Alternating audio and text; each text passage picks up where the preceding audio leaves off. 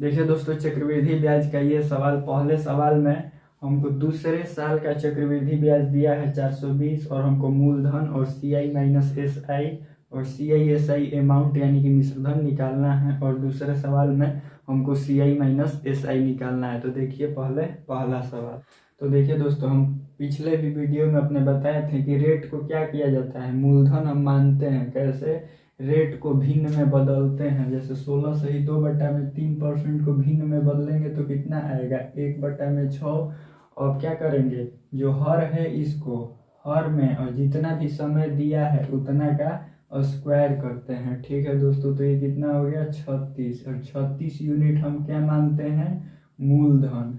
ठीक है दोस्तों, अगर रेट दोनों साल अलग अलग रहता, मान लीजिए दूसरे साल रेट 12.5% या कुछ भी रहता तो हम उसमें 12.5% रहता मान लीजिए, तो कितना होता है 1/8। तो हम क्या मानते हैं, मूलधन 48 और 48 मान लेते हैं। ठीक है दोस्तों, और ऐसे भी क्या मानते हैं 6 × 6 यानी कि 36 मान लेते हैं। ठीक है, अब देखिए तो रेट कितना है 1/6 यानी कि 16 सही 2/3% यानी कि 1/6। तो पहले साल मूलधन पर लगा ब्याज कितना हो जाएगा, 36 यूनिट गुणे 1/6 बराबर कितना हो जाएगा 6 यूनिट।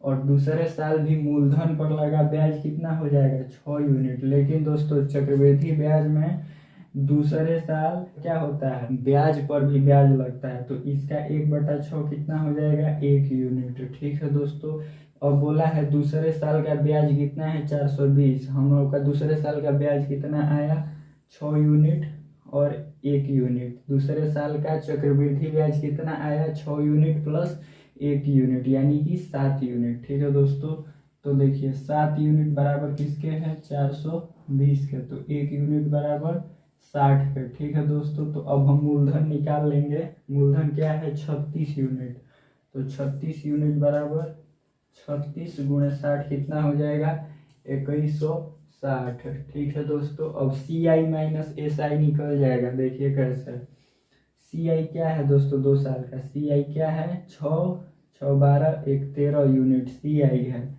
और SI क्या है 6 6 12 है यूनिट है, क्यों, क्योंकि SI में ब्याज पर ब्याज नहीं बनता है। तो क्या है CI माइनस SI 1 यूनिट। या हम ऐसे भी देख सकते हैं दोस्तों, यही ना अंतर बचा, दूसरे साल में ब्याज पर ब्याज लगा तो यही ना अंतर बचा, तो 1 यूनिट ही होता है। तो 1 यूनिट बराबर किसके है आपके 60 के, यानी कि CI माइनस SI कितना होगा 60। ठीक है दोस्तों, और CI तो निकल गया, CI क्या है 13 यूनिट, तो 13 × 60 कितना हो जाएगा 780 CI हो जाएगा आपका। SI कितना हो जाएगा 6 6 12 यूनिट यानी कि 12 × 60 बराबर 720 हो जाएगा। और अमाउंट अगर आप निकालना चाहें तो देखिए अमाउंट हम निकाल लेंगे कैसे कैसे, तो ये क्या है 2160 मूलधन है। मूलधन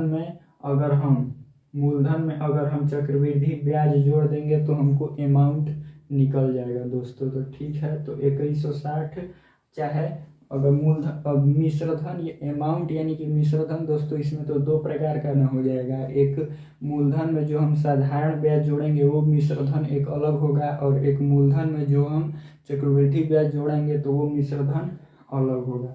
तो देखिए 2160 में पहले हम क्या कर देते हैं, साधारण ब्याज वाला जोड़ देते हैं। तो साधारण ब्याज कितना आया है 720, तो ये जो आएगा वो क्या होगा दोस्तों, वो होगा मिश्रधन साधारण ब्याज के चलते। और ये क्या होगा 2160 में अगर हम चक्रवृद्धि ब्याज जोड़ दें तो ये क्या होगा मिश्रधन होगा चक्रवृद्धि ब्याज के चलते। ठीक है दोस्तों, तो ये कितना हो जाएगा दोस्तों, ठीक है दोस्तों ये इतना होगा।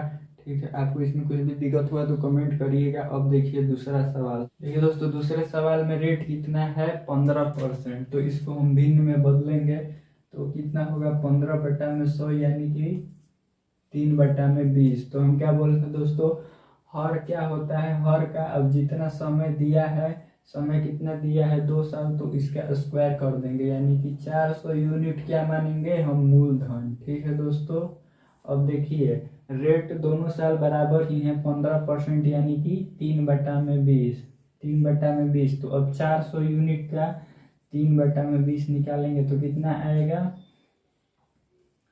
60 यूनिट। या ऐसे यहाँ पर भी कितना आएगा 60 यूनिट। लेकिन CI में पहले साल के ब्याज पर भी ब्याज लग गया तो 60 यूनिट का 3/20 कितना हो जाएगा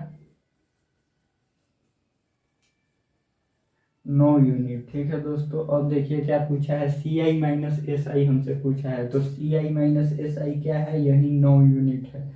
ठीक है दोस्तों, क्योंकि SI क्या हो जाएगा, ये केवल होगा SI 60 यूनिट प्लस 60 यूनिट, और CI क्या होगा 60 यूनिट प्लस 60 यूनिट तो होगा, प्लस में 9 यूनिट भी होगा।